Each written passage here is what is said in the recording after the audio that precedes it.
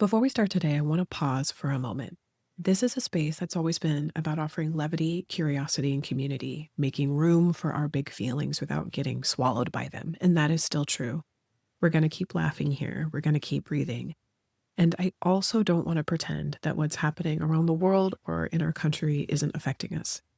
What many people are witnessing right now in Minnesota is scary and overwhelming. And alongside that fear, we are also seeing something else. We're seeing people show up for each other, neighbors supporting neighbors, and small acts of care and kindness that truly matter. Whenever things feel this big, when emotions feel loud or hard to hold, I have learned that putting my feelings somewhere really helps. Even one small grounded action.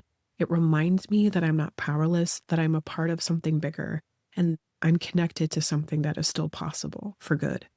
If you're feeling that way too, I'll share a resource here in the show notes, or if you're watching, you can view on this screen and just take a screen grab. And you can learn more about how to help if that feels right to you. No pressure, just an option. Okay, thank you for being here. Take a breath with me. And now let's get to the episode.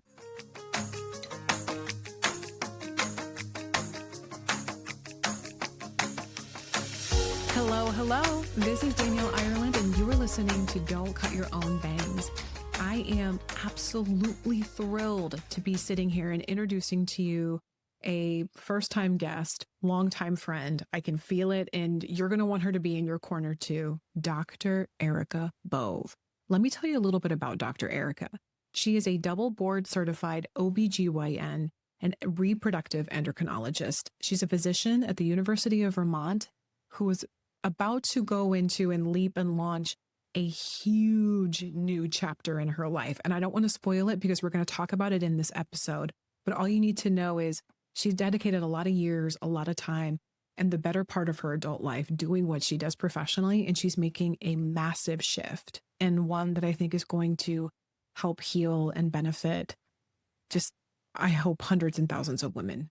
And whether you decide that you are on a fertility journey, whether you've had kids and your baby making years are behind you, or you just know in your heart having children isn't on your to-do list, wherever you fall in that, I just want you to know you are welcome to this conversation, and there's going to be a tremendous amount of benefit for you. The things that we talk about here, though they could be specific in many ways, given her work and her specialty, the stories and the takeaways are universal. So welcome. And let me continue to tell you a little bit more about Dr. Erica Bove. She has a keen interest in marrying an evidence-based approach with intuitive knowing. And that is the theme that is going to stay consistent throughout this entire conversation. What does it mean to marry information, science, Western medicine with the wisdom of our bodies? And she handles that in such a beautiful way I don't think that we've ever really done before on the podcast. She empowers high-achieving women to build their families with confidence, self-compassion, and community. Her mission is to heal and support the healers and create a legacy that she's proud of. I mean, if that doesn't get you excited for this episode, I don't know what will, but I have something else to add for you. This episode, not only is it filled with tangible resources, clear takeaways, things that you can actively start to implement today and tomorrow. What it also includes, which is where I feel like the magic of this podcast is it's not just offering you expert hot takes or hearing someone share their expertise. What Erica also does is she lets us see the tender, imperfect human behind all of her credentials, which there are many. She also has a podcast. She has a flourishing coaching business. She's a mother of two. Like, she's done a lot. And so I don't think anybody can help us speak with more authority on the topic of what does it mean to honor the wisdom of your body and also understand the science to the best of our understanding as it exists today. This is a space and a conversation where the head and the heart meet in such a beautiful way. But her don't cut your own bang moment, which is the last question of the interview, is one of the most tender, loving, and real that I've heard in a really long time. There's lots of things to look forward to all the way to the end. Thank you for being here. I'm excited for you to get to know Dr. Erica Bove. I want to give a shout out to a friend of the podcast, Dr. Tasha Faruqi. She was an incredible guest that I had an opportunity to connect with last year. And because of the friendship that she has with the podcast and with me, she made this connection with Dr. Erica Bove at a medical conference. Thank you, Tasha, for this gorgeous introduction. It's just this community just feels like the gift that keeps on giving. I cannot wait for you to jump into this conversation with us. I want to hear from you. So put in your AirPods, go on a walk, wherever you're listening, however you're hearing this conversation. I'm excited for you to take it all in. Get ready to sit back, relax, and enjoy Dr. Erica Bove. If you've been listening to this podcast and you thought to yourself, dang, I really want to do some deep diving. I want to ask myself some bold questions, but I don't know where to start, or I'm ready, but I just need someone to help hold my hand through the process. I have a tool for you called the Treasure Journal. It is a 7-part guided journal that is infused with and informed by my therapy practice. There are sentence stems, so you never have to feel stuck looking at a blank page. You never have to wonder where to start. There are stories to help remind you that you're not alone in this process and to kick off some of the inspired creative thinking that really gets the healing process going. And also there's lots of blank space in the back. If you think, okay, I loved answering this question, but I want to take it further, there's space for you to make that practice your own. You're welcome to visit the link in the show notes for the Treasure Journal, and you can grab your copy today. Dr. Erica Bove, welcome to Don't Cut Your Own Bangs. I'm going to say it, but I've already said it. I am so grateful for this time with you and for everyone listening and watching to get to share this time and space with you too. So yeah, thank you for being absolutely. here. It's mutual. And thank you so much for having me. I cannot wait for our conversation. Yeah, so let's jump in. You have a background in endocrinology and infertility. Yes. So you're a specialist, you're a double threat, triple threat now because you're a coach. Yes. And there's so many facets, not only to your expertise, but into the healing that you want to bring into the people that you like, the community that you want to serve.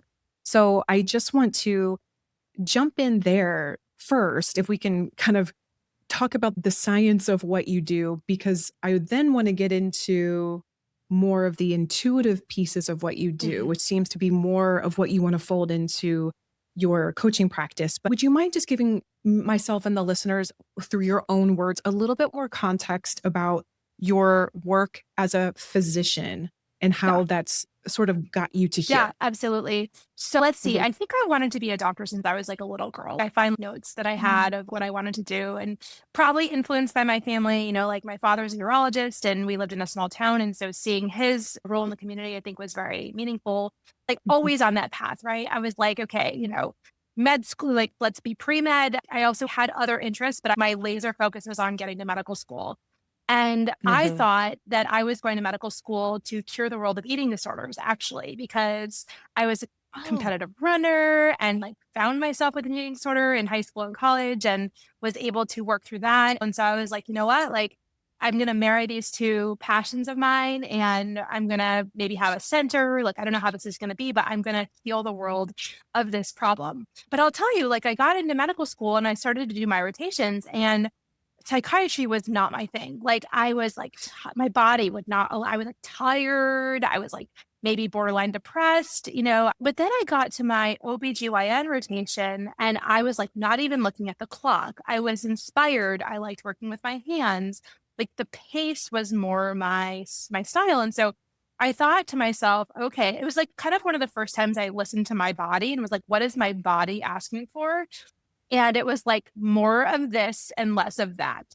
And so I stacked my rotations to where I was doing more of the OBGYN stuff, absolutely loved it, and matched in a residency program in New York City and kind of had an inkling that I wanted to do like the infertility stuff. I'm going to go to New York City. I'm going to spend this 4 years in residency, do any research I need to do to match into these competitive, you know, infertility programs. And then lo and behold, I matched and did 3 more years of the fellowship and just absolutely have loved the work. It feels like my calling. And the fact that I'm able to help beautiful, strong, powerful women build their families is just such a gift. I have long since envied people who grew up knowing what they wanted to do or be, and then pursued that path. I I've heard Elizabeth Gilbert talk about people who are jackhammers and people who are hummingbirds. She described herself as a jackhammer. She was like, I knew I wanted to write. I made a declaration to God and to the universe that I was called to be a writer. And she's obviously pursued a writing career and is thriving in Right. it.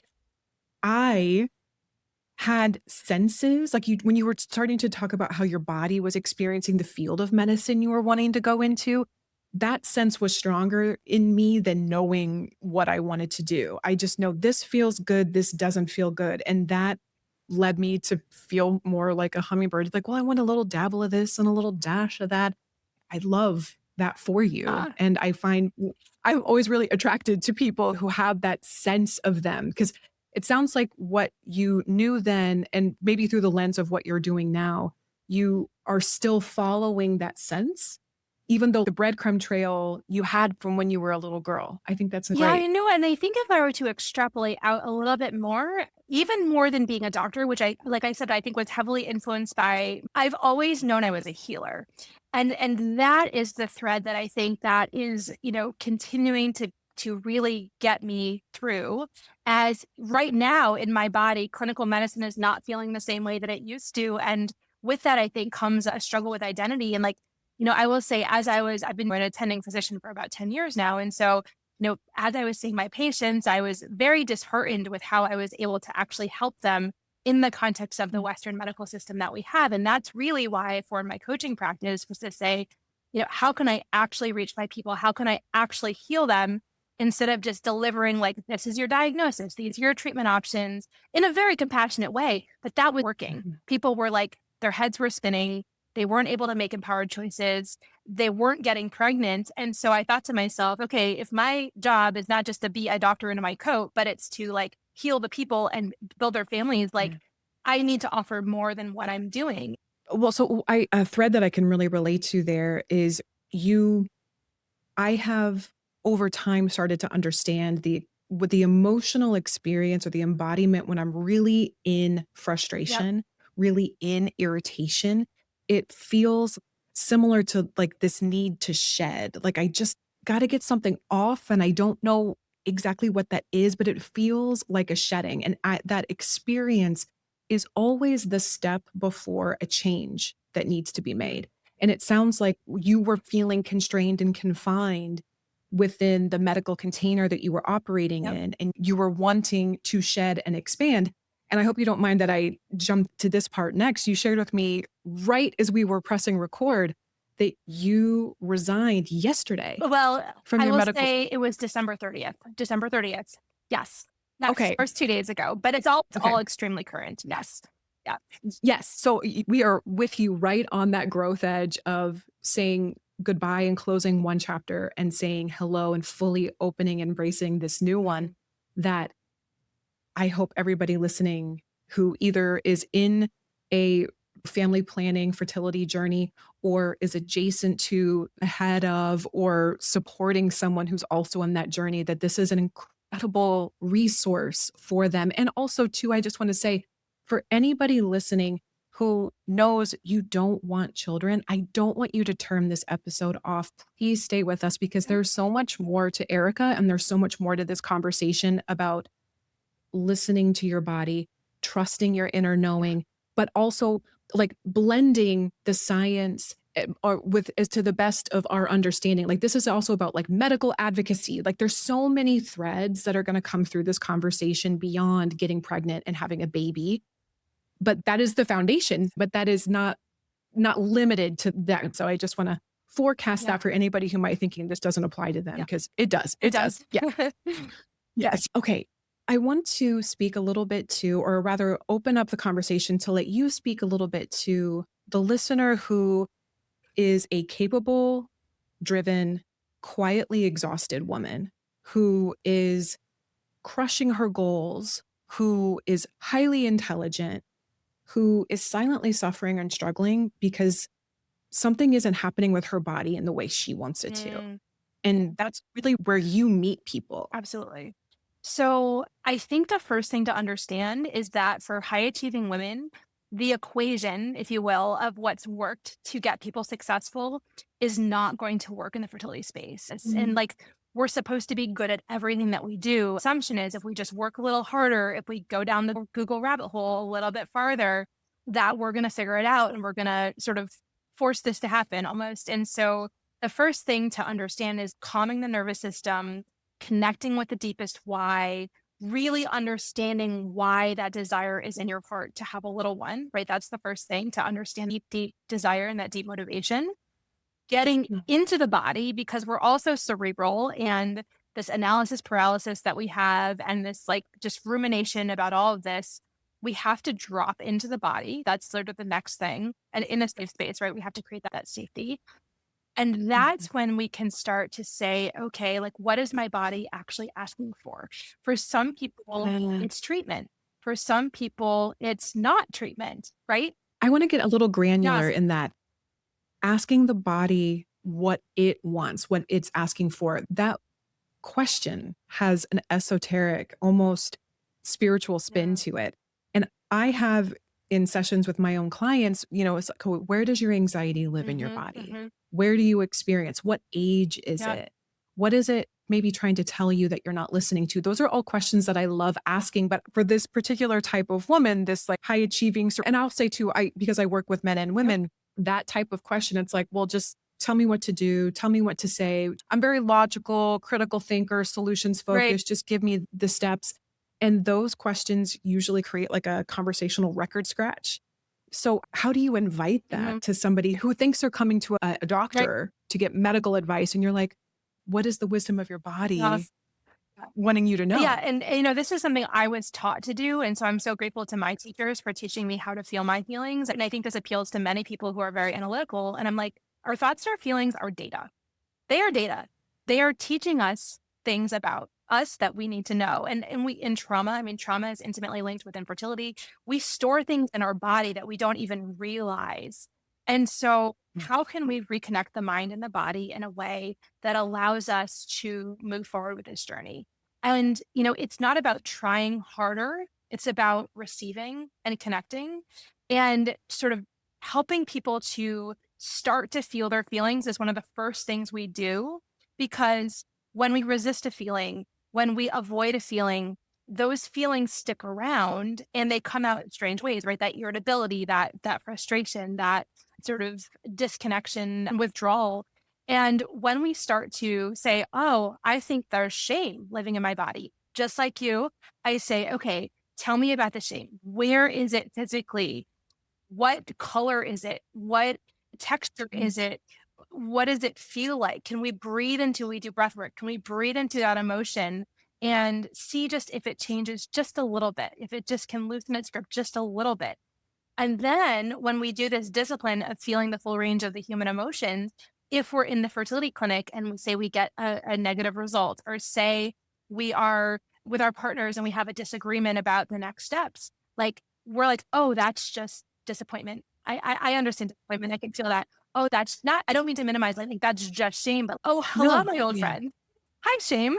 Yes. Tell me what you have to teach me today about this situation. And when we can really drop into our bodies and take the 90 seconds it takes to feel a feeling and let it go, then we can get the clarity of what we need to do next from the emotional standpoint. And then there's the science too, but we have to feel safe in our bodies. We have to process the feelings before we can even begin to think about the confidence in the treatment plan. I love anytime something that I already think I know is iterated and reiterated in a way that feels familiar and new. Yeah. So what I heard and what you just said reminds me so much of acceptance and commitment therapy. That first we have to allow the feeling to exist, acknowledge the feeling's existence, and then feel it. And that is so much easier said than done. But that 1, 2, 3 punch is when people sort of collectively talk about doing the work, that is the work. That is the work. And the benefit of that is when you can see, name, and know your experience, then you are in the driver's seat. I always think of visually that, I'm definitely going to be dating myself, so I apologize, younger listeners, but there's a music video by Alanis Morissette where she's playing different characters and they're all on a road trip. But I love that visual of, there's a version of me behind the wheel. Yes. There's a version of me in the back seat, like that's a terrible backseat driver that's criticizing everything the driver's doing. There's a version of me in the back seat that's like whining and bored and uncomfortable and hungry and just wants it to be over and always has to pee. There's a version of me in the like there's all these different versions of me. And this is now talking about parts Of work or course. internal family Yeah. systems. But yes, I love that all those different parts of you have a voice and they want to be acknowledged. Yes. And even just acknowledging that they're there, I find it dials the volume down of whatever they're screaming at you by like half instantly. Totally. And then to your point, the next right step almost reveals itself without much efforting behind it. But I think what we love to do is put the doing before and then just hope that we can kind of trudge through and push through. And that never feels quite so good. It's almost like an unlearning of what has worked in the past and then a relearning of what this is. And I always say to my clients, I'm like, we need to thank the feelings. Obviously, if it's authentic, like if it's anxiety or if it's this really protective instinct, like say, thank you for trying to protect me. I've got me now. Thank you for being here. I see you. I see you're trying to help. And I'm the wise leader of my inner world. I've got this situation. I don't need you to be so loud anymore. You can still be on my bus, but I need you to pipe down right now because I've got this. Well, I mean, it's like a kid throwing a tantrum in a car seat. It's like you want to acknowledge their existence, but I'm not going to let my child drive. Right, exactly. Like my 4-year-old should not be behind the wheel of the car, even though every time we turn the car off, she loves getting in that driver's seat. She loves it. That's right. As a mother of 2 and a human on the planet, one thing I know for sure is that we have big failings and we don't always know what to do with them. This is why I wrote a children's book called Wrestling a Walrus for Little People with Big Feelings. And I'll also add a subheading for the big people raising little people with big feelings. I am confronted with my own big emotions every time I feel out of control or my child is having a tantrum or they're just not listening. It's hard. It is so hard. And it's so much easier to say than it is to embody and practice. What do we do with these combustible emotions?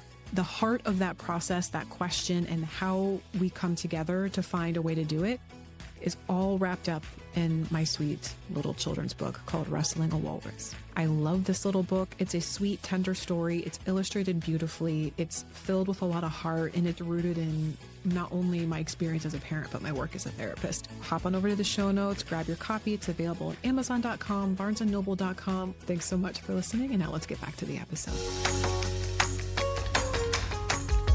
So an experience I want to share and get your take on, and then as well as a question I want to ask, because the thing I'm curious about is the gap you saw and the need you're trying to fill, and the one that you felt compelled to fill, where this is what science, Western medicine, my expertise and training, and then there is this gap.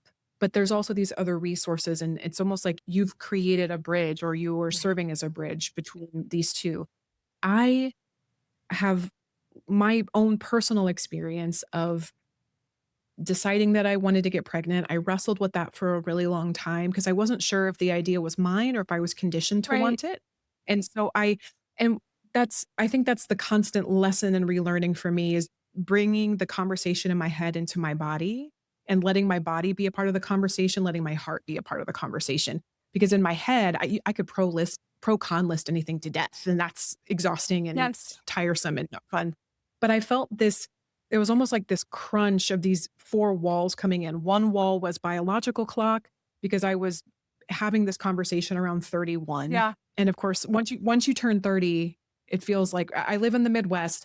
I turned 30, I'm married, and everyone was like, TikTok. Yeah. That was exhausting. But so there's that factor, the biological age factor. And by the way, I was a geriatric pregnancy both times that actually when I miscarried, I was a geriatric pregnancy. And then I had 2 beautiful babes, all geriatric. Which wait, is a bill? Can I just call out that that's a billing term? Like that's not even a real thing. Like that's just, we just need to like take that out of our vocabulary. My doctor, my OBGYN, God love her because I do love her. Yeah. She is a gem. I didn't realize how lucky I had it until I started hearing other women's stories and experiences. But I think doctors like you, like Dr. Katie Lynn, I could sing their praises forever. But anyway, she had to say that term so that I wouldn't be shocked by it if I saw it. But then she very quickly nullified and like she contextualized it, but it was hard to get it out of my head. So anyway, I digress. So felt the pressure of that. And then I had just entered into a new field. So right before we decided to start trying in that sense of the word, I just graduated with my therapy degree and started working in my private practice. And so I want to build a life for Yeah. myself. I feel like I've just declared my flag and stuck my stake in the ground. My age is coming up. There's pressures from the world, and I didn't even know if I wanted or didn't want it. And all of those things converging. And then once my husband and I started trying, because of the way that all of the things that are wrong with sex education in school, the fear was, if you look at a penis for too long, you could get Correct. pregnant.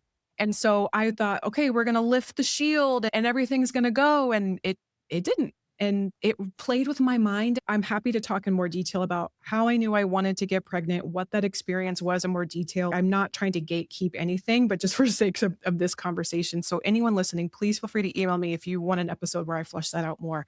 But once I decided to get pregnant, it took about 8 months to get pregnant the first time. I was working way too much. I had no idea that I knew burnout as a concept, but I didn't put myself in that concept. I was somebody who was in a helping profession that was absolutely not taking my own medicine. I was completely blind to my own overfunctioning, overworking, overcaffeinating, Yeah. overdoing self. I wasn't making any space for my body or this journey. And then miscarried at 12 weeks. That whole process rocked my world. I did record an episode where I talked about that in detail. If anybody wants to listen, I'm happy to relink it. Yeah. Yeah. And I just have to say, I've gone through it too. And for anybody listening who's had this experience, it's terrible and you're not alone. And Yeah. thank you, Daniel, for sharing. I wish that had not been part of your journey, right? So very Oh, hard. Yeah. thank Yeah. you. The meaning that I make from it and where it continues to shine light for me, in addition to all of the pain, is the opportunity to share it and Yeah. remind people Totally. they're not alone in Totally. it. So it adds value to my life to talk about it. Thank you. I Yeah. received that and thank you so No. much. Then once we decided that we were going to continue to try, which was a whole conversation and I had to let my body heal, that grief and that experience was a real pivot for me in how I looked at my body, how I looked at my work, and how I wanted to operate this body through my life. Totally. And so, what I realized then that is also kind of bookending with the stage of life I'm in now was I was living so compartmentalized and fractured. This is who I am in this Yeah. space. This is who I am in this space. Rather than integrating, I am all of me all of the time, and I'm always carrying me with Yeah. me. And so that more holistic, I'll say more well rounded view of myself and how I wanted to be brought me to acupuncture. So I was simultaneously starting to think about fertility treatments because nothing was medically with my husband or myself, nothing was off in terms of what they saw Right. or what they knew. Um, Everything checks out on yeah, paper. mhm, It doesn't yeah, mean there's not a problem, right? right. So, but like from through the lens that like all my doctors were saying, there's nothing wrong with you, there's nothing wrong with your husband. His swimmers are swimming and your eggs are egging and everything should be fine. So, but I was making all of these other appointments while also I began acupuncture, and it was humbling how much I thought I knew that I didn't really know, and how much I wasn't really listening to my body, and it created like a whole shift in my life. So, I mean, this is a common pattern that I see, and I'm grateful that you were able to do it on your own. Some people are not, and I think to go back to that younger version of yourself who was doing what she was taught is the right thing to, get your degree, work harder, serve the people, be a good wife. Like you were checking all those boxes of like the good girl and like what people who are successful do. And Yeah. that does not equate to having a fertile life. For some people, they're able to get pregnant in that context. I understand things happen, but for so many people, there's a block on the process. And it's almost like there's no space. Like we talk about decluttering our closets and our drawers and everything. And I'm a single person, right? Like I'm interested in like the dating world. And they say if you're interested in dating, let's use an analogy, start to buy Mhm. things in pairs. Start to clean out your closet so that Mm, there's room. I bought a set of like 2 chairs because I was like, oh, that sounds like lovely. And it's like not just one chair, but it's two. And I think the same thing applies to when people are trying to get pregnant. I say, imagine yourself as that pregnant person and that new mom. Does your life now have the space to hold that? And if it doesn't, we need to find a way to create that. Maybe it's leaving a job. Maybe it's yeah. Maybe it's finding time to meditate and spend time in nature and create creativity. Actually, creativity is one of the threads. Once people start to get creative, this process is going to happen soon. Like I see it. Yeah. Martha Beck wrote the book, The Way of Integrity, which I recommend to people all the time. But the one that she just published after that, anxiety is in the title, but the title itself is escaping me. But what she says in that book, and I've actually seen her lecture on it in person, and I can't say it enough because I'm still practicing it. The opposite of anxiety is not calm, it is creativity. When we're pursuing peace and calm and serenity and Zen and all those things, and I love mindfulness and I love meditation, but one of the quickest and most direct ways you can dial down the volume of anxiety in your mind and in your life is to engage in something Yeah, creative. so true. And that can be literally anything. So But true. I love that you said that because you are creating with your Yeah, body. exactly. And I think that when you did that, then things started to happen. And that is the pattern that I see for so many people. But it's uncomfortable. I just have to call out, like, it's really uncomfortable to like step back or to feel like you're not pulling your weight or you're not doing what your degree says you should do or what society says. There's a lot of counterculturalness to this. And so Yeah. that's where we have to tune into our bodies and say, I know society says one thing about how this should look. You know, in my community, we normalize all these things, which is, I think, helpful. But that's where the wisdom of the body comes in because it's like, okay, my nervous system doesn't work this way. I need to open up the channels. And with that comes that reduction in hypervigilance. We started to talk before about what was I seeing? And it was, people, we were in a conversation just like this, right? But like, I could see that my words weren't landing. I could see the anxiety that people were maybe absorbing 10% of what I was saying. I slowed my voice and I checked for understanding and I tried every single thing I knew what to do. And I realized, like, until their nervous system is in a better place and until they can connect with themselves at the deepest level, this is just not going to happen. Can I share a brief story? Okay. Yeah. So I was taking care of a woman recently, and unfortunately, this woman had a long history of trauma, and she had done a number of inseminations without success, and even did in vitro fertilization without success. And I was the one who did her transfer. A lot went into it. I remember meeting with her in the office afterwards. Like her arms were crossed. She was shut down. She was really defeated and just really in a negative place. And she said, I don't trust anybody. I don't trust the world.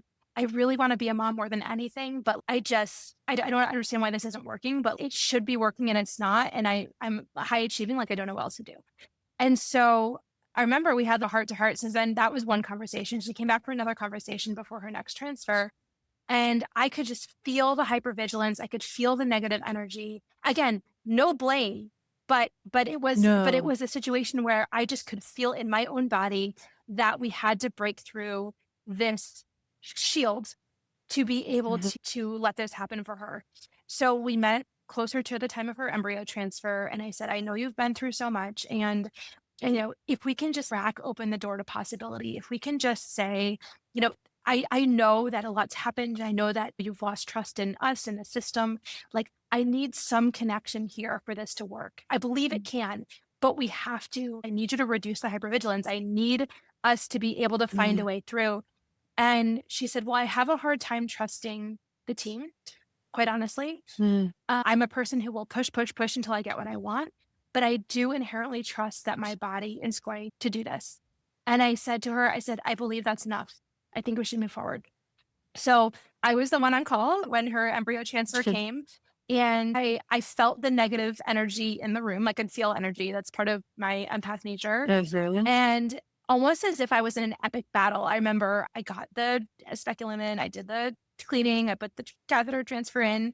I got the embryo in the right. And it was almost like those like epic battles where you feel like there's the sword and then you see like all the things receding around you. Empath nerves felt, I was like holding it and like I felt it recede. And in the room, I knew, I was like, I get chill thinking about it. I'm like, this is going to work. This is the one that's going to work because she's opened herself up to it. This is the one. And would you believe a week and a half later, as we do, we checked the pregnancy hormone level. It was great. We checked it again. It was great. And my whole team was like amazed. They're like, you did it. And I'm like, we did it. We did it. Me. I tried before we had broken through that shield, but there had to be an element of trust. And, I always say it's the best case scenario if you trust your doctor. Not everybody can do that, especially if people have a lot of medical trauma. But if you can open the door of some belief, some possibility, some trust in the body that it will do what it's supposed to do, that's when I see the magic start to happen. So I think that's a really good example of the energy I aspect. love, I love that. And I'm so grateful that you're inviting that component in. And a correlation that I made as you were describing it is this idea of controlling the body versus listening and trusting the body. And I can also see how that relates to the work of eating disorder recovery and this nature of the world feels out of control. I feel out of control in the world, and I can control this container. I can control its size, what it consumes, how often it moves.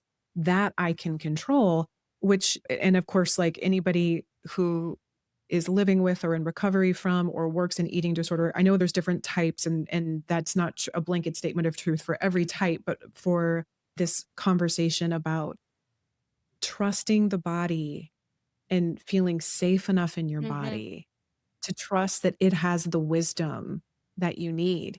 I find that so I could never hear enough stories like that. And that's honestly, truly, selfishly why the podcast feels not only in service in ways that fulfill my heart for the community, but also it serves me. Mhm. I need to fill up my days, my mind, my life with as many stories like that of, you know, I'm moving through the world doing the best I can. And then there is this unnameable, unknowable magic that lifts something off. Like I need to be in touch with that Totally. in some way. I love that. Thank you for that story. That Yeah. was beautiful. I think it's that combination. So my coaching practice is called Love and Science. We start with the love. We start with the safety. I help people love themselves, which I know you do in your practice as well, right? That self-compassion, it has to start there. And then we bring in the scientific knowledge. You're this many years old. This is how long you've been trying, and this is what your testing shows. And I find that when we start with the love and the safety, that's when that information can really land and people deeply understand what's going on with their bodies. That's when they can start to make the empowered choices because they're able to absorb it, because they're able to ask higher level questions. And there's the space, right? That word again, space, the space to be able to do that. And it's not always, oh, you need IVF. Sometimes I Mhm. have people who take a step back from IVF and conceive with inseminations. I have people who conceive in between their IVF cycles if they take time off after years of trying. It's an energetic shift, I think, is the important thing. And unless we Yeah. can help people with that piece of it, then we're missing the point. So I want to, how would anybody listening who, if there was something that they could begin to do, they're relating to what you're saying, they're excited by what they're hearing in this conversation, and they're feeling out of control or they're inflicting a lot of self-blame in these silent conversations in their head. I think I'm referencing Elizabeth Gilbert here when she says that sometimes my mind is like a bad neighborhood that I found myself walking through alone at night. Mm, And mhm, so wanting to help make the mental space a friendlier place to be when we are in those spaces where we feel out of control and we're being so hard on mhm. ourselves, what would be a step in or like how can we get a foothold in to dropping into that trust that we're talking about? Yeah, that's such a great question. I think one of the best ways is to get a guide. I have this course that's available for people, but I think the easiest place to start would be Mhm. to get the Mindful Self Compassion Workbook by Dr. Kristen Neff because it is a very interactive workbook. It starts to introduce the concepts of self compassion. It goes through the mindfulness, the self kindness, the common humanity in ways that I think people can really like relate to and be like, oh, I'm not alone in this. It makes sense that self-judgment, like, oh, I just am not handling this well enough. Really applying that workbook to the fertility situation, I think can be a really great place to start to become acquainted with mindful self-compassion. There is a lot of resistance I've seen, and myself included, when I first started doing this Mhm. work of like, well, I'm going to be soft or I'm going to lose my edge. And she talks about that in her workbook as well. Trying on a dress or a blazer or Mhm. something, a new pair of shoes.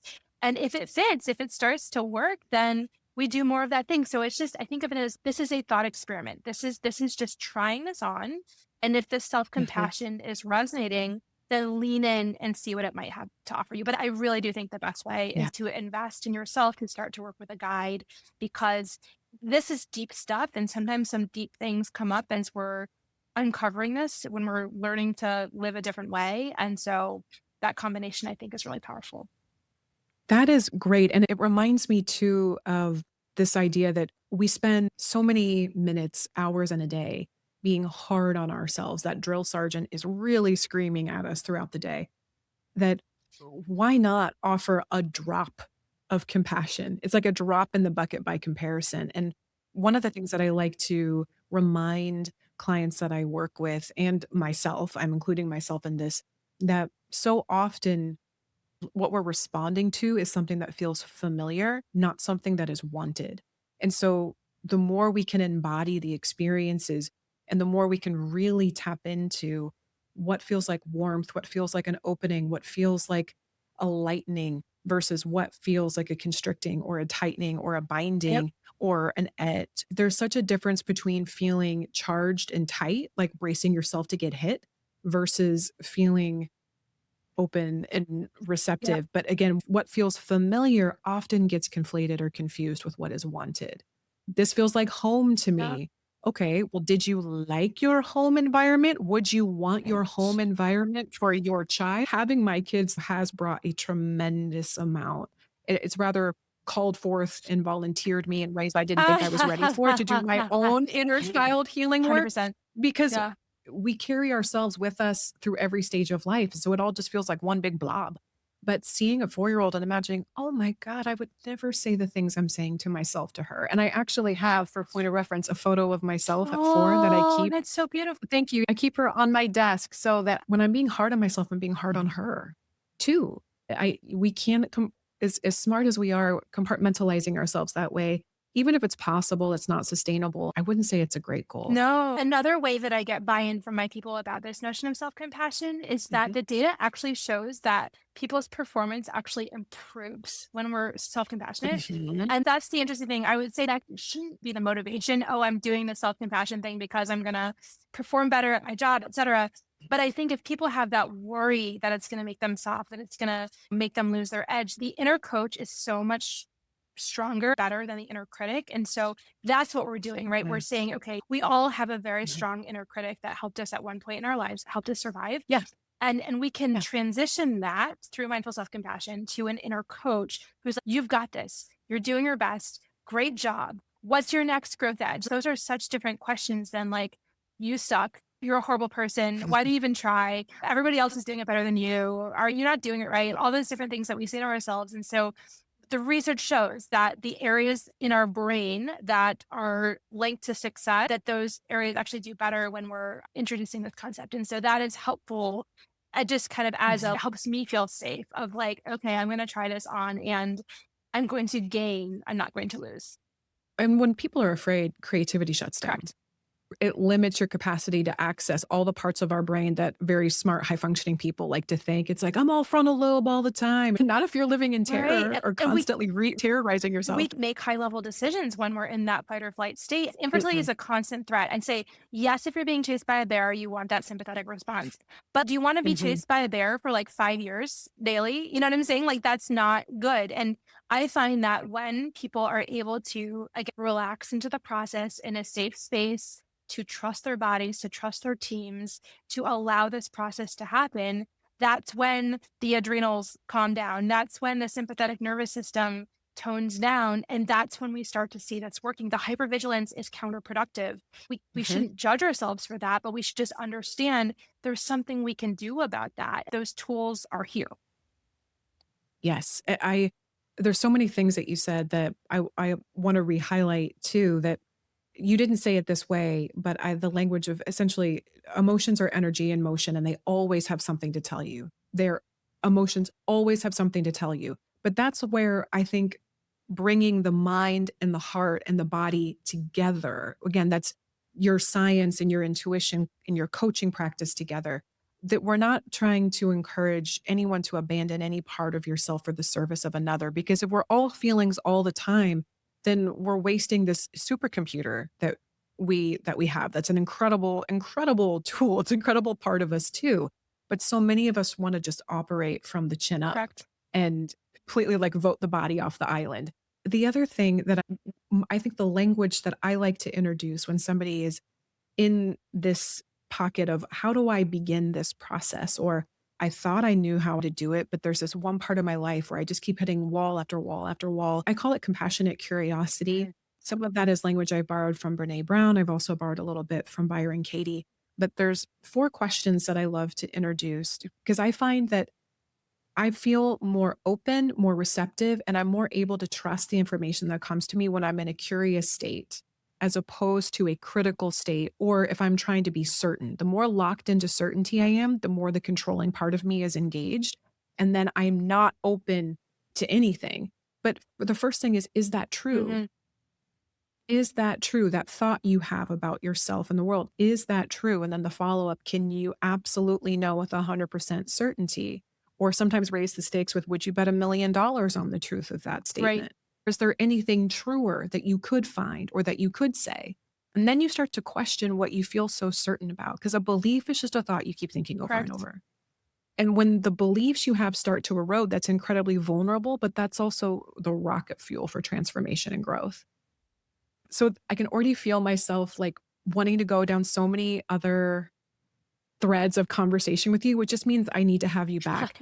I do want to make time Yep. for us to dive into your don't cut your own bang moment, because you teased out a little bit of it for me. And I want to give that thread as much space as it needs, because I think it's going to be really good and incredibly relatable. But I don't want you to feel pressure about the stakes here. Yeah. But I really would love to hear your don't cut your own bang moment. Yeah, absolutely. So, well, I Mhm. actually did cut my own bangs when I was 7. My mother was delivering my youngest sibling, and my father had 3 of us at home. He was on the phone. I said, "Dad, can I cut my bangs?" And he said, "Yes." He was saying yes to the person on the phone, not to me. I'm going to also preface this by saying it was the night before Easter Sunday, and we are a Catholic family, and that was interesting. Photos. Photos. So I like literally cut my own bangs in this very diagonal fashion. And it was just a very memorable 7-year-old experience. Mhm. But let's talk Mm. about that like adult moment of not cutting my own bang. Yeah. I was on the straight and narrow pathway. Like I didn't take any time off between college and med school. I went to med school and I think I was told I was going to be infertile. So there's that. And I think I Mm. started to feel my biological clock ticking. And I was like, okay, about to start residency, need to find a husband. And Wait, you were told you were going to be infertile? yeah, yeah. Right before you go into this field of medicine, you Correct. were told you were Right. going. In the middle of medical Okay. school, I was told that I would be infertile. And it was like this male doctor who I think was like the opposite of how you should give bad news. And so I learned a lot from that, but it was very disconcerting. And it was relating to PCOS and hypothalamic amenorrhea. And like knowing what I know now, like I would never tell a patient those things, but it planted the seed in my mind. Like, if you want to have kids, like you better get on this because it might be really hard. That's like, more than being a doctor. I've always wanted to be a mom. And so I hadn't really even dated that much at that point because I was like always so focused on my achievements. And Yeah. I was at a Good Friday service and I met this guy in the back of a church. I was there for the service. He was there for the free food. We connected. I know we connected. And then somehow we fell in love like very quickly. His Mhm. mom got sick somewhere in the process with melanoma. And we were engaged at like 10 months and we were married a year later before I even graduated medical school. And I was like in my Wow. early 20s time. Mhm. And like we were doing this whole thing because he was a graduate chemistry student, I was a medical student, and I knew that I'd be starting my internship somewhere. I met him in my second, third year of med school when you're starting the process of like, where might I apply? So we spent an Mhm. inordinate amount of time being like, he wanted to go to medical school. Okay, medical schools for him in this geographic area.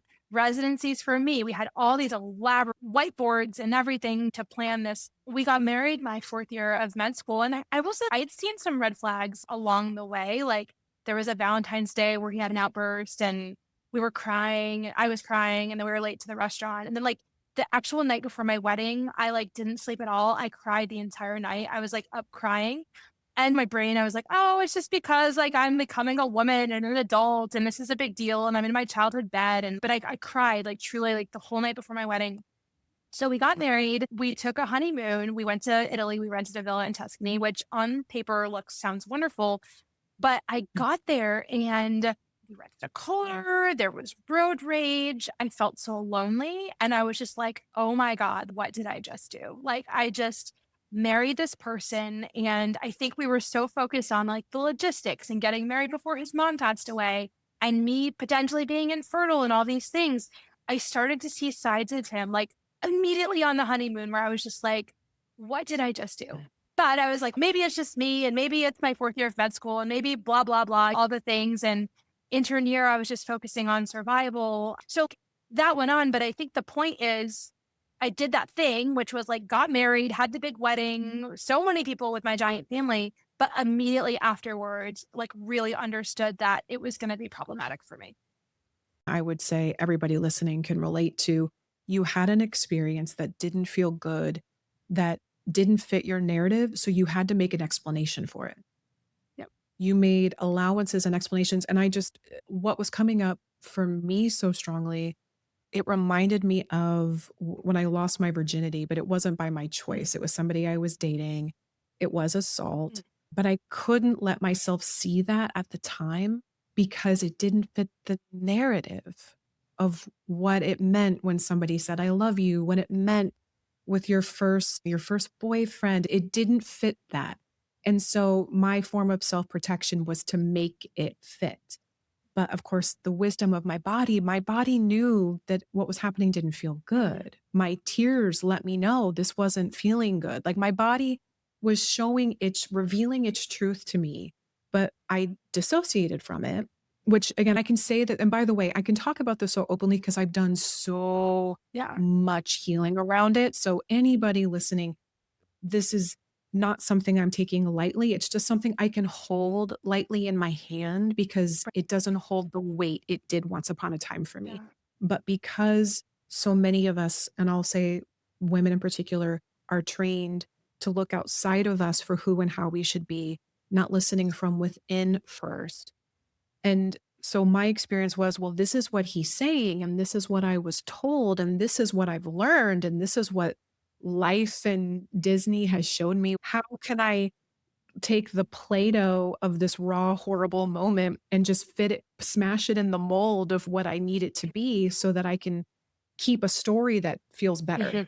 And then it was 2 years later, I was in college and I was in a much healthier relationship. I'd say probably my first healthy relationship. I remember it was when Kobe Bryant was being accused of assault. And that conversation was all over the place. Everybody was talking about it. I remember constantly feeling like I was overhearing people talking about that moment and had all of these big opinions about what assault was, what it wasn't, how it should look, how it does look, how it could look. We can insert fertility, we can insert motherhood, we can insert marriage, like insert a topic, but like the bullets on the outline of that emotional thread. And it all came crashing down on me. The truth that I wasn't allowing myself to see. And then I felt it all 2 years after. And then there were all these waves of shame of how did I not know? I wasn't in touch with him anymore. I couldn't hold it. Like there was just, I had to hold all this experience and I had nowhere to put it. And so it came out in all kinds of ways. And just to bring it back to your experience, I speak with women all the time who on the day of their wedding, the first day of their honeymoon, have that inner knowing where they drop into, oh no. Yeah. And that is so much more common than I think anybody acknowledges. So I just want to thank you for being so open and vulnerable in that way. I wouldn't mind if we can go back to your story for a moment. How did you find your way out of that? Because you mentioned that you were single. Yeah, I am single now. So I was like, when I was an intern, I was 26 years old. And I was really just so focused on survival. I was working like 100 hours a week and he was a medical student. My first pregnancy was a miscarriage. Oh my gosh, Danielle, we had like a flood in our apartment. We lived in New York City. And so like somebody 2 floors above had a fire and all the water came crashing through the light fixtures. So we had a flood, we had a fire, we got in a car accident, we got sued. Like all these different things that happened in the midst of this, like his mom died, and you're like, we just had so many hard things that happened in such a short period of time. And it was truly just survival. Well, I had the miscarriage. I knew I wanted to have a family. I got pregnant my third year of residency with my older son, Lincoln, and that pregnancy stayed. So then I was navigating new motherhood as a chief resident. And that's Mm-hmm. really when I think when we are married to people who have tendencies, I think that when the attention is on them, it's okay, right? Like it's not okay, but the universe continues on. But when we Yeah. have a child who then becomes at the center of that need and the other person gets pushed to the periphery because that little baby has needs, that was like a crisis, really, where it just seemed, okay, how do we navigate this new dynamic and the cycle of power and abuse, right? The isolation and the verbal abuse and all those things. But even Yeah. still, I was in my mind like, oh, it's just because I'm in a resident because we, don't have a ton of family support close by. So then we moved to Michigan, and then I got pregnant, actually had infertility, but I thankfully got pregnant pretty quickly after breastfeeding with my second Yeah. son. And we had an au Yeah. pair, we had all the things. And at the same time, like I was just, again, it was getting worse and worse and just punching through doors and trying to hold it all together as a fellow. Well, Yeah, you had the capacity to jump through the hoops that he needed to feel like he was a whole person because he didn't know how to do that for himself. Exactly. And so, got into therapy and like just doing everything I Yeah. knew. But it wasn't really until we were out of training because I was like, if we just get through training, and I'll do the math, 2 years with him in medical school, 4 years of residency, that's 6 years, 3 years of fellowship, that's 9 years. And then it was in like year 10 and 11 of this journey where I thought things were going to get better once we had more money and more time, and things actually got worse. That Yeah. was really hard because I was like, oh, but we've reached that point where we're in our Mhm. careers, we've got the house, we've got the things. Then the affair started. Then I was like, okay. So then we dove into marriage counseling about the affairs. And I say this actually with gratitude now. I didn't see it that way at the time, but I walked in from my final set of oral boards. We have so many boards to do what I do. Final set, flew in from Mhm. Texas. And he was at the kitchen table and he said, there's something I need to say. And the affairs are going to continue, is what he said. He said, I either want an open marriage or a divorce. And we had a 4-year-old and a 2-year-old at the time. Then Yep. in 8 months of marriage counseling, the best marriage counselor in Ann Arbor, like an hour and a half every Wednesday. And I thought we were making improvement. But what I also noticed was that every single time the marriage counselor would say to him, how does that make you feel? He would say, Mm. I just have a blank. I just have a blank. I Mm. don't know how it makes me feel. As I started understanding, okay, this is a marriage I thought was going to be a good marriage. We were very different people. We have a different set of values. I don't want an open marriage or a divorce, but I think the divorce Mhm. is the only way forward. And I don't want my children to see this as a healthy model of relationship. Even though I Mm. didn't initiate the divorce, I started to understand that it was necessary. And I think about that moment where I've forgiven myself a lot because I was like, the red flags. And the people said, well, why didn't you leave sooner? Like you knew that it wasn't like a Mm. safe situation. Or, Look, people said that oh, to yeah. you. And I was like, dude, I was No. like, plug my own cell phone in. I need to call a hard time out because for anyone listening, Yeah. whether you find yourself being told, why didn't you just? Or if you have ever found yourself saying, or you've ever felt the impulse, first of all, on behalf and defense of younger Erica, how dare they? Right. How dare they? And oh, I just felt that so viscerally, like Yeah. in defense of you. I just Thank want to you. like be like, no, no, even though you're not asking for it. And Yeah. I can see how much healing you've Yeah. done because you're holding the story and revealing it. I don't feel you processing it. You're No. revealing it, which is for me, that's always the litmus test of how I choose to share. It's like, if I'm still actively in Yeah. process, then if my healing is in any way dependent on someone's response to me, that's not the Correct. time for me to share. Correct. So I can feel the work you've Yeah. done. How dare they? Right. Because that shame is what silences people. And that is what keeps them stuck. It's because you have probably thought it too. I know I Yeah. did. Like, how did I not Yeah. know I was raped? And what does that say about me? Totally. What does that say about younger me? Because I didn't know, or rather, I didn't let myself know, I also stayed in that relationship for another Mm. year. That was just waves and waves and waves of shame that I didn't need to hold. Right. I didn't need to hold and carry any of that because it wasn't my fault. And I think that shifting shame and blame and turning it into how can I make this something active to bring myself into wholeness. It's not my fault what happened, but it is my responsibility to look at what I had honestly and compassionately, and then make the next right step for me from there. That is all 100% my responsibility, not my fault. And so how could have sweet 22-year-old, 24-year-old little Erica, like, my God, imagine us at 20, I'm 41. Like, thinking back to 22, 24-year-old me, working 100 hours a week. But that gave me a whole new lease on life, because I was like, okay, who am I? What do I want? If I'm going to have my kids roughly half the time, what kind of a mom do I want to be in that context? And I'm just so grateful. I mean, there's still obviously the pain of co-parenting and all of that. My kids are 13 and 11 now, but they're the loves of my life. I can't imagine my life without them. And you better believe that I tell them to take their time when it comes to relationships. I show them what unconditional love really looks like. I'm grateful for so much, but I do think that that moment of, I definitely did cut my own bangs. And thankfully, I've learned from that experience and grown and healed. Yeah.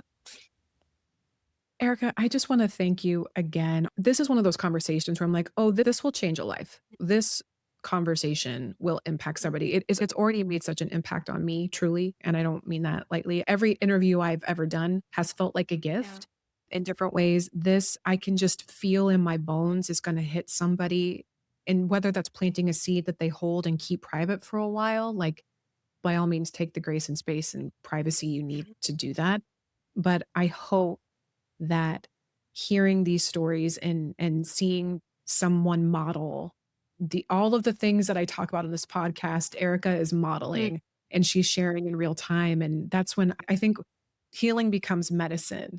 When we share it. And so thank you for sharing that. And I will, of course, link Erica's podcast, Erica's website, her programs, the mindful self-compassion workbook she referenced, all of that I'll make sure to link in the show notes. So this is a conversation starter, not a conversation ender. But thank you for being here, Erica. Danielle, for the work that you do. I could just tell that, like, our paths have been so similar and different, but I think that, like, the ways that we have found to heal are so synergistic, and I just cannot wait to collaborate with you and be your friend moving forward.